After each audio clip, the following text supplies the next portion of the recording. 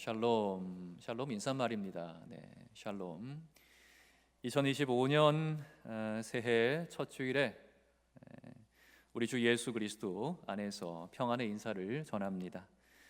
우리 서광의 성도님들 모두 올해도 우리 주님의 인도하심을 소망하시면서 영육 강건하시고 하늘의 신령한 은혜들로 충만하시기를 축복합니다. 지난 주간이나 또 작년에 또 힘겨운 일이 여전히 이어지고 있는 분이 계시다면은 오늘 이 첫 주일 예배를 정말 잘 한번 드려보세요. 정말로 작년과는 다른 예배, 더 내 마음을 주 앞에 드리면서 그 가운데에 여러분에게 임하는 주의 능력과 은혜와 소망이 충만하시기를 축복합니다. 마음밭이 준비되면 거기에 쏟아집니다. 오늘은 교회력으로 성탄절 후 두 번째 주일입니다. 그리고 특별히 내일은 1월 6일 성탄절기의 마지막 날 주현절입니다. 길과 진리와 생명, 그 놀라운 빛이 되시는 우리 주님께서 사람들 가운데에 그 빛을 나타내 보이시는 것을 기뻐하고 감사하는 날이 주현절, 주님께서 현현 나타나신 그것을 함께 기뻐하는 날이 주현절, 성탄절기의 마지막 날 1월 6일입니다. 그래서 오늘까지 혹은 내일까지 성탄 장식을 해놓고 그 다음에 정리를 하죠.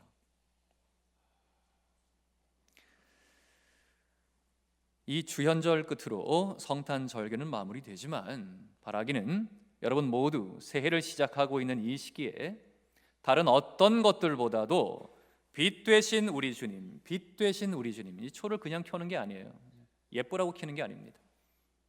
이걸 통해서 예수님을 좀 생각하라고, 예수님을 좀 바라보라고, 다 의미가 있는 겁니다. 빛 되신 우리 주님을 내 삶에서 바라보고 그 빛이 여러분 인생 가운데 찬란하게 비추어 오기를 간절히 사모하시고 실제로 그 빛을 누리시기를 축복합니다. 자, 우리 이 마음으로 앞뒤 좌우 계신 분과 인사하겠습니다. 어떻게 하냐면 올해도 은혜 많이 받읍시다 하겠습니다. 올해도 은혜 많이 받읍시다. 크게 한번 인사해 보세요. 다시 한번 시작. 올해도 은혜 많이 받읍시다. 선포하는 거예요. 선포. 오늘 말씀의 제목은 올해 우리 교회 표 복음으로 하나님의 기쁨이 되는 교회입니다. 자, 우리 앞뒤 좌우 계신 분과 함께 이제는 저 멀리 계신 분, 여기 지금 예배당에 있는 모든 사람과 눈 한번 맞춰 보세요. 이렇게 쭉 보시면서 누가 오셨나 보시면서 인사하실 때에 미소도 띄시고 손도 한번 흔드시면서 인사할 때 어떻게 하냐면 복음으로 하나님의 기쁨이 됩시다 하겠습니다. 복음으로 하나님의 기쁨이 됩시다. 복음으로 하나님의 기쁨이 됩시다. 그렇게 하기를 원하십니까? 아멘입니다. 아멘. 이제 복음으로 하나님의 기쁨이 되는 교회 올해 표, 또 오늘 말씀의 제목 기억하면서 말씀의 은혜와 교훈을 함께 받기를 원합니다. 복음으로 하나님의 기쁨이 되는 교회, 그 첫 번째 모습은 바로 복음을 만끽하는 교회. 한번 같이 해볼까요? 복음을 만끽하는 교회, 복음을 만끽하는 교회. 꼭 기억하시기 바랍니다. 자, 여러분 여기서 복음을 만끽하는 교회 그랬는데 저 만끽, 저 파란색으로 되어 있는데 저 만끽의 뜻은 만자는 가득 차다, 만자고 끼익자는 먹는다, 끼익자예요. 그죠? 그러니까 가득히 먹는다, 배부르게 먹는다, 그런 뜻이잖아요. 그만큼 더할 나위 없이 충만하게 풍성하게 풍요롭게 누린다라는 뜻이 만끽한다라는 뜻이잖아요. 올해 우리 대구 서광교회 모든 성도가 복음을 만끽하게 되기를 축복합니다. 대충 그냥 겉만 보고 맛만 보고 끝나는 게 아니라 정말 내 마음에, 내 인생에 복음이 가득 차게 되는 것, 만끽하는 것. 자, 여기 복음을 정말로 만끽한 사람의 분명한 목소리가 있는데 우리 다 함께 귀를 기울여서 들어볼까요? 오늘 본문 18절에서 20절까지 말씀 같이 한번 읽겠습니다. 시작.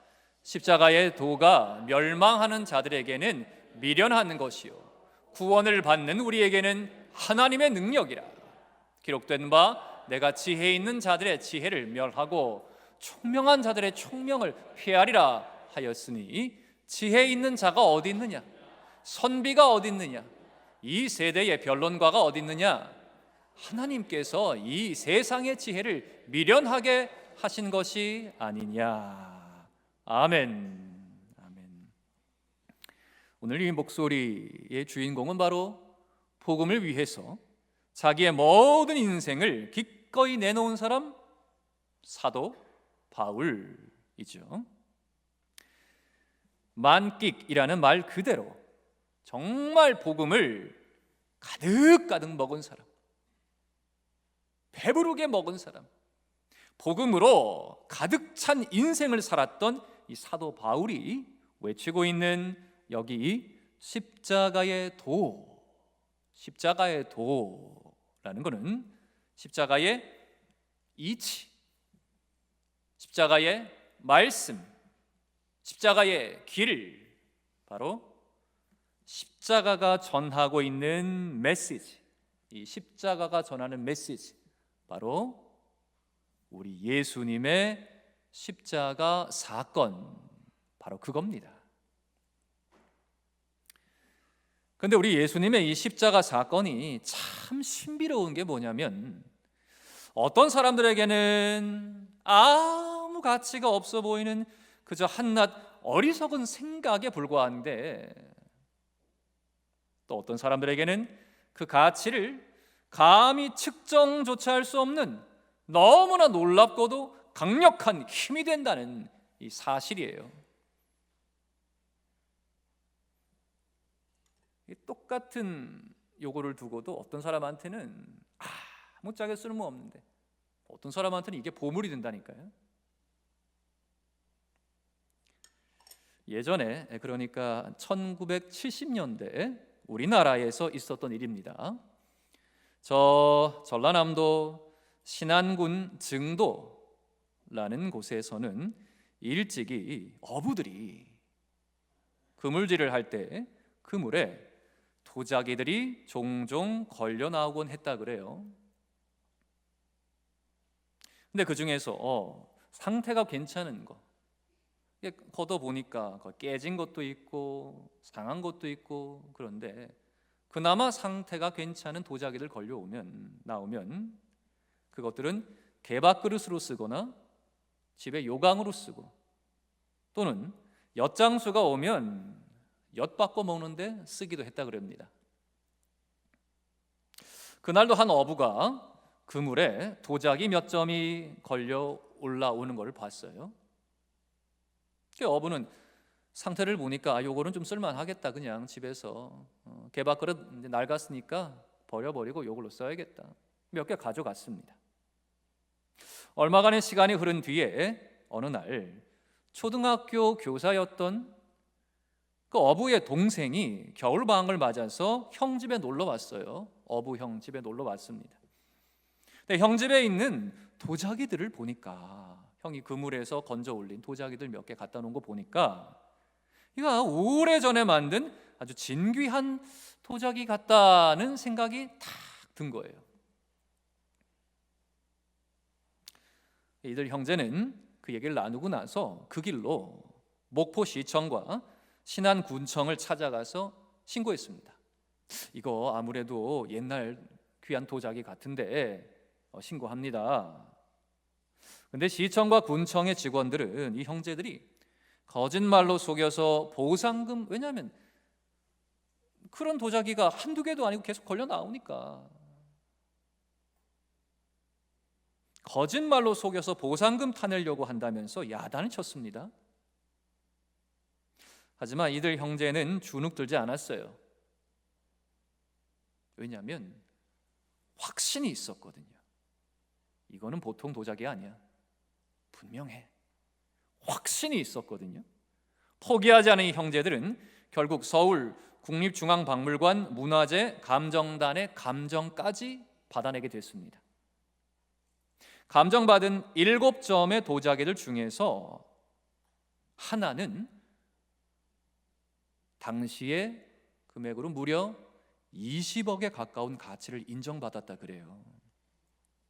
여러분, 1970년대에 압구정 현대아파트가 얼마였는지 아십니까? 48평짜리가 3천만 원은 안 됐대요.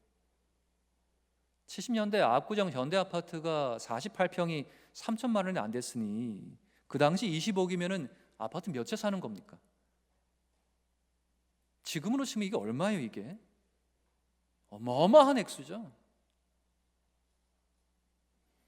어떤 사람에게는 개밥 그릇이, 어떤 사람에게는 20억이 넘는 보물이 됐던 겁니다.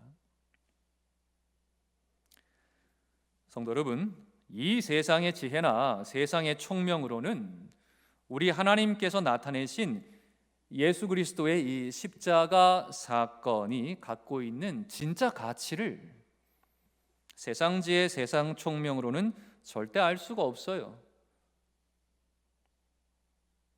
사람의 말, 사람의 생각이라는 그 자아, 그 저울, 그 가치 판단 가지고는 절대 잴 수 없는 크기나 무게, 가치이기 때문이거든요. 도자기야 사람이 지식이 있으면 판별을 낼 수 있지만 이 십자가 사건의 의미는 그런 차원을 넘어서기 때문이거든요.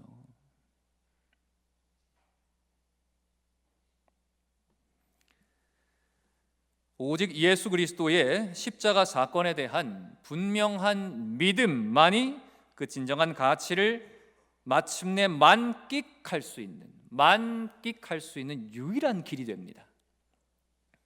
그 형제들이 확신이 없었다면 그 20억 도자기는 개밥그릇 됐단 말이죠. 믿음이 있으면 십자가는 놀라운 것이 됩니다. 이런 신비로운 모습은 오늘 본문 속에 이 고린도 교회가 있을 당시나 지금 2025년이나 똑같습니다. 똑같아요, 아주 그냥. 이 시간 복음을 정말 만끽하면서 살아가기를 원하는 우리 서광의 모든 성도님들 모두가 우리 예수님의 이 십자가 사건이 구원받는 나에게는 세상 그 무엇보다 소중한 사건이고 진리고 진정한 힘이 된다는 사실, 오늘 말씀 보십시오. 십자가의 도가 멸망하는 자들에게는 미련한 것이고 구원받는 우리에게는 뭐라고요? 하나님의 능력이 된다. 이 능력이 뭡니까? 디나미스, 다이너마이트의 어원이 되는 헬라어 디나미스. 모든 걸 다 그냥 파괴해버리는 가장 강한 힘, 그 힘이 된다. 이 사실을 온전히 믿으시기를 축복합니다. 복음으로 하나님의 기쁨 되는 교회, 그 두 번째 모습은 복음을 전파하는 교회예요. 한번 같이 외쳐볼까요? 복음을 전파하는 교회, 복음을 전파하는 교회. 예, 좋습니다. 오늘 본문 21절에서 24절까지 말씀 같이 읽겠습니다. 시작. 하나님의 지혜에 있어서는 이 세상이 자기 지혜로 하나님을 알지 못하므로 하나님께서 전도에 미련한 것으로 믿는 자들을 구원하시기를 기뻐하셨도다. 유대인은 표적을 구하고 헬라인은 지혜를 찾으나 우리는 십자가에 못 박힌 그리스도를 전하니 유대인에게는 거리끼는 것이요 이방인에게는 미련한 것이로되 오직 부르심을 받은 자들에게는 유대인이나 헬라인이나 그리스도는 하나님의 능력이요 하나님의 지혜니라. 아멘. 시각장애인들에게는 참 고마운 동물이 하나 있습니다. 바로 안내견이죠. 안내견. 사람을 보통 만물의 영장이라고 합니다. 다른 모든 생물들에 비해서 탁월하고 영묘한 우두머리다. 영묘한 우두머리다. 영장이라고 부르잖아요. 그죠? 근데 아무리 그렇다고 하더라도 만물의 영장인 사람이 이 눈이 제 기능을 발휘 못하면, 그 눈으로 앞을 볼 수 없다면 안내견의 도움을 받아야 살 수가 있습니다. 지팡이, 그 흰색 지팡이도 필요하지만 지팡이만으로 한계가 있잖아요. 그죠? 안내견의 도움을 받아야 살 수가 있습니다. 화재 발생과 같은 목숨이 경각에 달린 순간에는 바로 이 안내견이 자기 목숨을 걸고 그 주인을 탈출길로 인도하는 유일한 구원의 수단이 돼주기 때문이죠. 우리 하나님께서는 권능의 말씀으로 세상 만물을 창조하시고 그 가운데 하나님의 지혜를 나타내셨습니다. 이 포인세치아를 봐도 너무 아름답잖아요. 그죠? 이 속에도 하나님의 지혜와 신성이 다 들어 있습니다. 저 빛나는 태양, 푸른 잎사귀, 아름다운 꽃, 사계절의 변화, 그리고 무엇보다도 우리 사람, 인간, 참 신묘막측하잖아요. 그죠? 하지만 인간들은 이 만물 속에 담긴 하나님의 찬란한 영광과 놀라운 신성, 곧 하나님의 거룩한 지혜를 알지를 못했습니다. 그래서 1월 성신을 숭배하죠. 동물, 식물, 산, 바다 온갖 걸 숭배하죠. 대자연 이러면서 막 숭배하죠. 그게 아니면 인간의 지혜와 추상적인 존재를 상상하면서 숭배합니다. 세상의 진리는 수학 속에 다 들어있어 수를 숭배하기도 하고,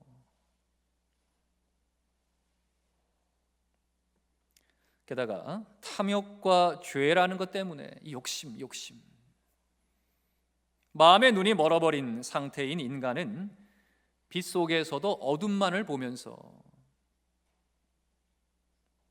마음에 하나님 두기를 싫어했습니다. 하나님 얘기하면 아유 그 얘기 좀 그만하라고, 하나님이 어딨냐고 막 알레르기 반응을 일으키면서 그런 얘기 할 거면 나하고 가까이 지내지 말자고 마음에 하나님 두기를 싫어해요. 그러면서 소위 신과 관계된 초자연적인 신비로운 기적을 구합니다. 신이 있으면 기적을 좀 나타내 보이라고. 또는 아예 반대로 신이란 개념에 대해서 과학적으로 또 철학적으로 아주 탁월한 논증, 설명, 설득, 이론, 사상, 학문의 지혜를 계속 추구해 왔습니다. 철저한 무신론자들, 신이 없음을 증명해 보겠다. 진화론자들, 유물론자들, 이건 예나 지금이나 똑같습니다. 이 고린도 교회 시대나 지금이나 똑같다고요. 이게. 그래서 하나님께서는 오늘도요 전도에 미련한 것을 택하시는 겁니다. 하나님의 유일한 방법은 이거예요. 전도에 미련한 것.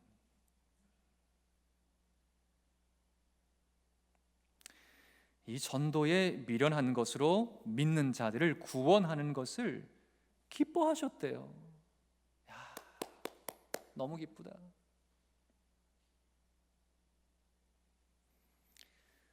생각해 보십시오. 말 못하는 짐승인 개가 잘 훈련받아서 안내견이 돼서 불구덩이에서 사람을 구해낸다면 그 안내견 키워낸 훈련사는 얼마나 뿌듯하고 기쁘겠습니까? 이 개가 사람을 구했다, 인명을 구했다. 얼마나 뿌듯하겠어요. 안내견이 탈출길을 알고 인도하듯이, 그죠? 시각장애인은 앞을 못 보니까 불난 상태에서 어디가 길인지 어디가 탈출 모르잖아요. 근데 안내견은 알 수 있단 말이에요. 십자가에 예수님을 만난 사람이 구원의 길을 알고 전할 수가 있는 겁니다. 2000여 년 전 저 이스라엘의 예수라는 사람이 당신을 영원히 살리기 위해서, 당신의 죄를 위해서 십자가에서 대신 죽었다고. 이것이 바로 하나님께서 보이시는 유일한 구원의 길이라고 전하는 것이 세상 사람들 눈에는요, 저 종교에 미친 사람, 믿어도 적당히 믿지, 저 광신도네, 뭐 말도 안 되는 얘기를 지금 2025년에 하고 있냐,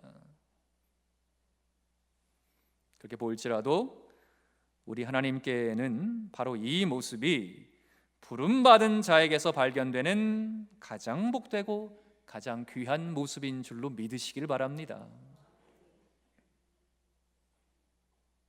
그러니 저도 여기서 목회를 하고 있는 거죠. 제가 세상 생각으로 살아갔다면 제가 여기 있을 이유가 하나도 없죠.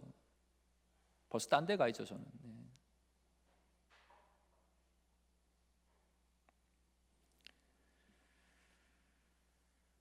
눈 어두워서 못 보는 백성에게 복음의 빛을 비추는 자들, 바로 빛의 사자된 우리 서광의 성도들인 것을 꼭 잊지 마시기 바랍니다. 여러분, 빛의 사자예요. 이 귀한 주님의 복음을 전파함으로 하나님의 기쁨이 되는 우리 모든 서광의 성도 다 되시기를 소망하고 축복합니다. 복음으로 하나님의 기쁨 되는 교회, 그 마지막 세 번째 모습은 바로 복음을 수확하는 교회예요. 복음을 수확하는 교회. 함께 외쳐보겠습니다. 복음을 수확하는 교회. 복음을 수확하는 교회. 오늘 본문 25절 말씀 같이 읽겠습니다. 시작. 하나님의 어리석음이 사람보다 지혜롭고 하나님의 약하심이 사람보다 강하니라. 아멘. 이제 벌써 아주 오래전 일이 됐는데요, 제가 경기도 부천에 있는 한 교회에서 사역을 할 때였습니다. 어떤 한 아이를 만났는데, 그 이제 제가 사역하던 교회에 어떤 그 집사님의 아들이었어요.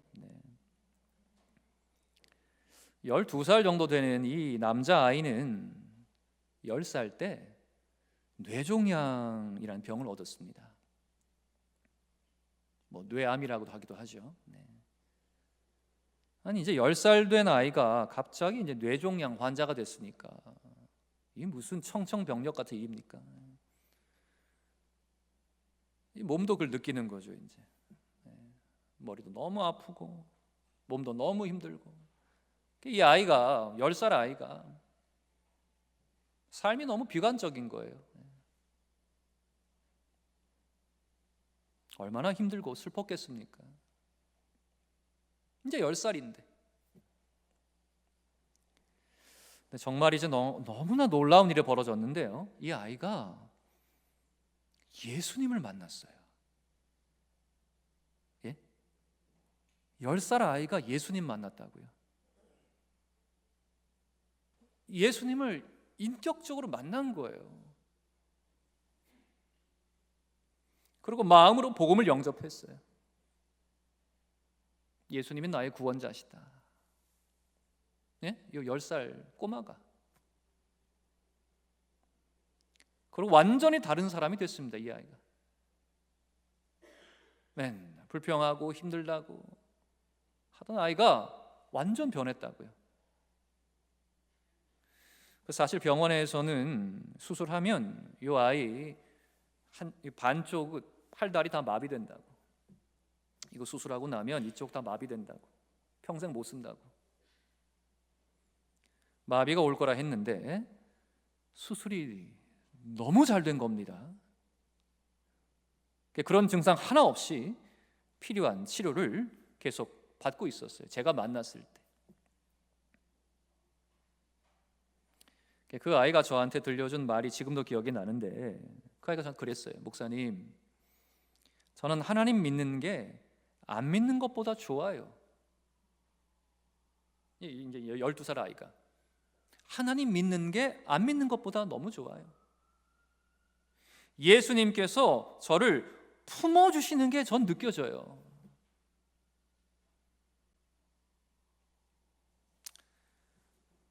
목사님, 사람들이 하나님 안 믿는 게 너무 이상해요. 이 하나님을 왜 안 믿죠? 저는요, 커서 소방관이 되고 싶어요.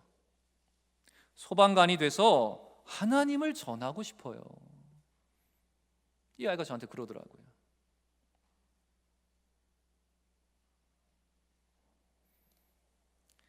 수술은 잘 됐습니다만은 여전히 뇌종양 치료를 받고 있었고요. 친구들은 학교에서 모든 정규 수업 다 듣지만 이 아이는 수술 이후 또 치료 때문에 수업을 길게 못 받아요. 오전 짧으면 2교시, 길어야 4교시 하고 집에 와야 돼요. 늘 엄마가 같이 따라다녀야 되고. 그래도 이 아이는 행복하다면서 저한테 제 신방 갔더니 웃어 보이더라고요. 그리고 그런 아들을 바라보는 엄마 역시도 감사하고 행복하다면서 저한테 웃음을 보이시더라고요. 참, 분명히 뇌종양이라는 고난의 상황은 없어진 게 아니에요. 계속 치료받아야 되고 힘들어요. 고난의 상황 속에 있지만 이제는 그 상황을 뛰어넘어서 예수님 때문에 행복과 감사를 고백하는 이 아들과 엄마의 모습. 성도 여러분, 이것이 바로 복음의 수확이 아니고 뭐겠습니까? 복음의 결실, 복음의 열매, 그걸 수확한 거예요. 사람들 눈에 비친 십자가의 예수 그리스도 힘없죠? 맥없죠?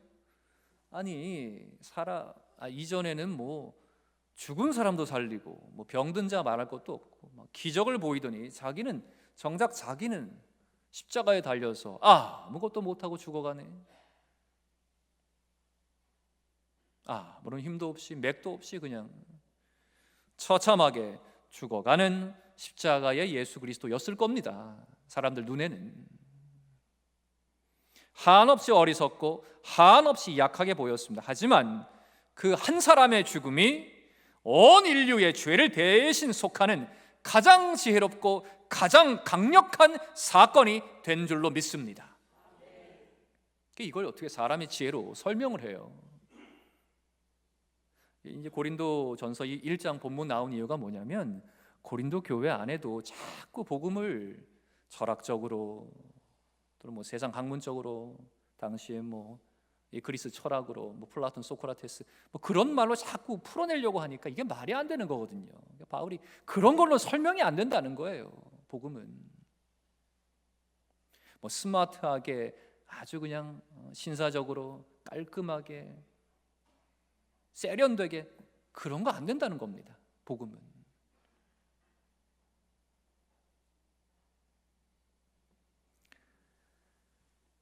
죄로 인해 죽은 인생들을 천국 곳간에 생명의 알곡으로 드리는 가장 지혜롭고 가장 강력한 수확의 사건, 바로 십자가의 예수 그리스도 사건인 것이죠.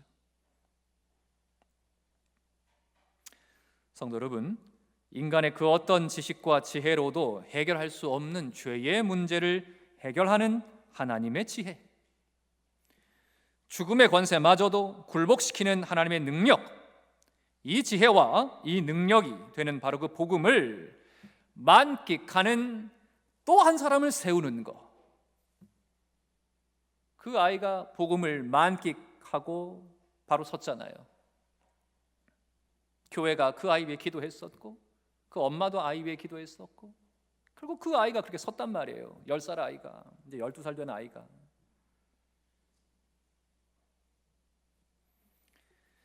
이것이 바로 복음을 수확하는 교회의 모습이고 하나님의 기쁨이 되는 교회의 모습입니다. 올해 2025년 우리 서광교회가, 대구 서광교회가 바로 이런 교회 되기를 우리 주님의 이름으로 축복합니다. 말씀을 정리합니다.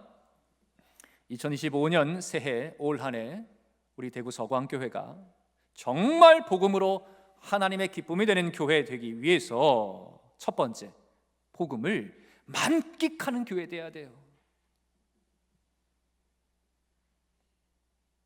나는 복음이면 충분합니다. 나는 예수면 됩니다. 딴 거 필요 없습니다. 만끽하는 교회. 그래서 전도의 이유를 분명히 아는 교회가 되어야 됩니다. 전도 해도 되고 안 해도 아니고 꼭 해야 되는구나. 이유가 분명하구나. 두 번째, 복음을 전파하는 교회 되어야 됩니다. 가족과 이웃과 세상 속에 전도를 실천하는 교회 되어야 돼요. 말해야 돼요. 전도에 미련한 것으로. 사람들이 뭐라고 하든지 말해야 되는 거예요. 미련하지만. 말 그대로 미련이에요. 이 본문 단어 그대로. 어이구 라는 소리 들어도 전해야 된다는 거예요. 그리고 마지막 셋째, 복음을 수확하는 교회 되어야 됩니다. 전도의 복스럽고도 아름다운 거룩한 결실을 맛보는 교회가 돼야 돼. 이래야 신앙이 재밌는 거예요. 이래야 교회 생활이 정말 기쁜 겁니다. 아, 결실이 있구나. 하나님 역사하시는구나. 2025년 새해 첫 주일 예배 드리는 이 시간, 우리 모두가 바로 이런 교회 되기를 결단하면서, 작정하면서 주님 앞에 간구할 때 주께서 우리 마음 받으시고 우리 기도에 선한 놀라운 것들로 풍성하게 응답하실 줄 믿습니다.